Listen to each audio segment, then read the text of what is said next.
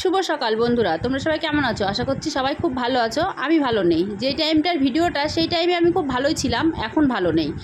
আর তোমাদের সবাইকে আমার এসবি ফ্যামিলিতে অনেক অনেক স্বাগত জানাই। এই ভিডিওটা বেশ কিছুদিন আগেকার, এই ভিডিওটা এডিট করতে পারছিলাম না বলে তোমাদেরকে ভিডিওটা দিতে পারছিলাম না। বেশ কিছুদিন বলতে অনেক দিনই হয়ে গেছে, প্রায় মনে হয় 1 মাস হতে গেল এই ভিডিওটা করে রেখেছি। ভেবেছিলাম বড় ভিডিও আর দেবো না, তো ভাবলাম বড় ভিডিওটা যতক্ষণ করা আছে তোমাদেরকে দিয়েই দিই ভিডিওটা। তো বিছানার অবস্থা তো তোমরা দেখলেই, এদিক ওদিকে সরে যায়, মানে বিচ্ছিরি অবস্থা হয়ে যায়, আবার গুছাতে হয়, সেইটাই আবার ঠিকঠাক করলাম। আর এই যে জামাকাপড়গুলোও গুছিয়ে নিচ্ছি। তোমাদের দাদা একটা করে জামাকাপড় পরে আর আলনার উপরে সাজিয়ে সাজিয়ে রেখে দেয়। আসলে অনেক সময় ঘেমেও যায়, সেই জামাগুলো মেলিয়ে মেলিয়ে রেখে দেয়, জামা না অবশ্য গেঞ্জি।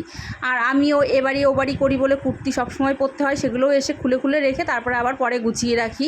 সকালে যেটুকু বাসি কাজ সেইটুকু গুছিয়ে রেখে ওই বাড়িতে চলে যায়, আর সারাদিনটা ওই বাড়িতেই কাটাই। কারণ মেয়ে দুটোও তো একা একা থাকে, ওদের জন্য ওই বাড়িতে যেতে হয়। ওই বাড়িতে যে রান্না বান্না করা, স্নান করা, খাওয়া দাওয়া সব কিছুই করতে হয়। তবে আজকে ওই বাড়িতে যাবো না, আজকে এই বাড়িতেই রান্না বান্না করব, কারণ একটু ভিডিও বানাতে যাব সেই জন্য। আর তোমাদের দাদা চা করেছে, চাটা আমাকে নামিয়ে দিচ্ছিল, ওকে বললাম রাখো। আর আমি ক্যামেরাটা সেট করে এমন জায়গায় বসেছি, ও নড়াচড়া করতে পারছে না বলে রেগে গেছে। আর এখানে কিছু কথা আমি তোমাদেরকে বলেছিলাম, সাউন্ডটা অফ করেছি কারণ তোমাদের অনেক কিছু বলার আছে, সেই জন্য। তোমাদের আগেই বললাম এই ভিডিওটা প্রায় 1 মাস আগেকার, তো সেই জন্য তোমাদের দাদাকে তোমরা দেখতে পাচ্ছ। তোমাদের দাদা কিন্তু এখন বাড়িতে নেই। তোমাদের আগে একটা ভিডিওতে আমি বলেছি তোমাদের দাদার কি হয়েছে, তবে ইউটিউবে দিয়েছি, ফেসবুকে দিইনি। আর এই ভিডিওটা আমি ফেসবুকেও দেবো। তোমাদের দাদার সঙ্গে যেটা ঘটেছে তোমাদেরকে তো সব কিছু আমি বলেই দিয়েছি, আর যারা দেখোনি তারা ওই ভিডিওটা দেখলেই বুঝতে পারবে। একটাই কথা আমার বারবার, তোমরা বন্ধুবান্ধব বানাবে দেখে বুঝে তবেই, কারণ বন্ধুবান্ধবই কিন্তু সর্বনাশটা করে, অন্য কেউ করে না। বাস দিলে কিন্তু বন্ধুবান্ধবেই দেয়। তবে একটা জিনিস জানো তো, আমার কপালে সুখ সহ্য হয় না। আমি খুব কষ্টে ছিলাম একটা টাইমে, এখন একটু সুখে আছি। সেই সুখটাও ভগবান আমার কাছ থেকে কেড়ে নিয়েছে। তবে আমার কিন্তু ভগবানের উপরে একটু রাগ নেই। কোথাও না কোথাও আমি হয়তো একটু অন্যায় করেছি, কোথাও না কোথাও হয়তো পাপ করেছি, সেই সাজাটা আমি পাচ্ছি। কিছু মানুষ বলে পাপের সাজা, কিছু মানুষ বলে ভগবান পরীক্ষা নিচ্ছে। যেটাই হোক হবে হয়তো। তবে হ্যাঁ, একটা গল্প আমি শুনেছিলাম, কার কাছ থেকে শুনেছিলাম মনে নেই।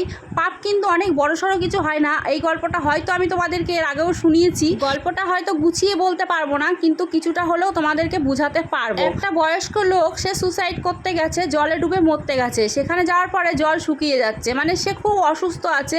আর সে ভগবানকে বলছে, হে ভগবান, আমি তো জীবনে কোনোদিন কোনো পাপ করিনি, আমি তো কোনোদিন একটা পিঁপড়ে পর্যন্ত মারিনি, তাহলে তুমি আমাকে এত কষ্ট কেন দিচ্ছ? আমি কেন এত ভুগছি? আমাকে তুমি নিয়ে নাও।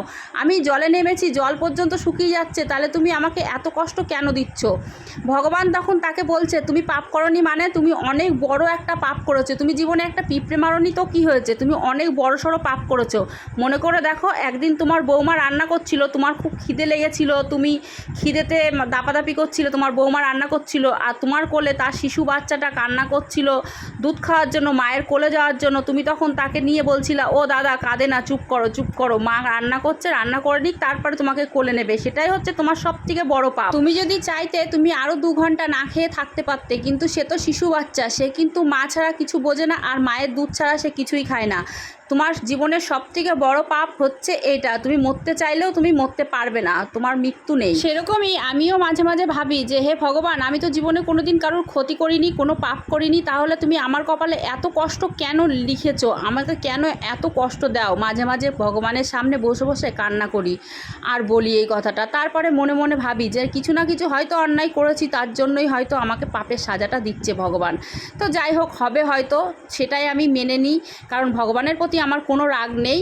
আর আমি মানুষ, আর তারা হচ্ছে ভগবান, তারা বুঝে শুনেই কিন্তু সব কিছু করে। তো আমি এখন কিন্তু খুব কষ্টে আছি, দুঃখে আছি, সেটা তোমাদেরকে আমি জানাতে পারি না সব সময়, কারণ আমার কাছে ভালো লাগে না ক্যামেরা অন করে সব কিছু সবসময় বলাটা, মানে নিজের দুঃখের কথাটা। কারণ কিছু কিছু মানুষ আছে হয়তো হাসবে, কারণ অনেকের ভিডিওতে দেখি অনেক রকম কমেন্ট করে, অনেক রকম কথা বলে, সেই জন্য আমি কিন্তু সব কিছু শেয়ার করতে চাই না, ভয় পাই। এর আগের দিন তোমাদের দাদার সঙ্গে দেখা করতে গেছিলাম, তার আগে একটা শর্ট ভিডিও দিয়েছিলাম, সেই ভিডিওতে বলেছিলাম দেখা করে এসে তোমাদেরকে কিছু কথা বলবো।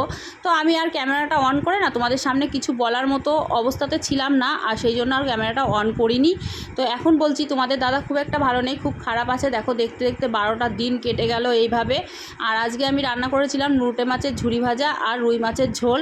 আমরা সব কাজ গুছিয়ে রেখে তারপরে যাব দুজনা ভিডিও বানাতে। তোমাদের দাদা গেছে চুলদাড়ি কাটতে, ও চুলদাড়ি কেটে চলে আসবে, আমি বাসনগুলো মেজে নেব, নিয়ে তারপরে যাব ভিডিও বানাতে। আর রোদ দেখো কি রোদ উঠেছে, কি গরম পড়েছে। সেটা কিন্তু অনেক দিন আগেকার কথা, এখনকার কথা না। কারণ এখন ওয়েদারটা পুরোপুরি চেঞ্জ হয়ে গেছে। এখনকার ওয়েদার অনেকটাই ঠান্ডা, কারণ প্রতিদিন বৃষ্টি হচ্ছে। আর তখন কিন্তু টানা রোদ ছিল, প্রচণ্ড গরমও ছিল। এই ভিডিওতে তোমাদের আরও কিছু কথা আমি বলবো, বেশি কিছু বলতে হয়তো পারবো না। আমার থেকে তোমাদের দাদা কিন্তু 4 বছরের ছোট, তবু কিন্তু আমাদের মধ্যে ভালোবাসাটা অনেক পবিত্র আর অনেক মানে সত্যিকারের ভালোবাসা।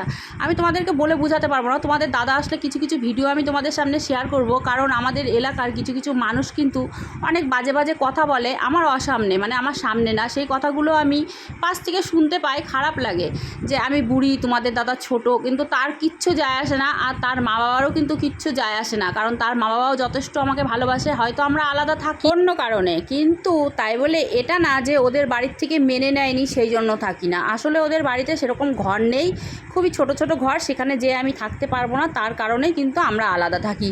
তোমাদের দাদা আসলে আমরা সব গল্প শেয়ার করব তোমাদের সামনে। আজকের মতো টাটা, সবাই খুব ভালো থেকো। পরবর্তী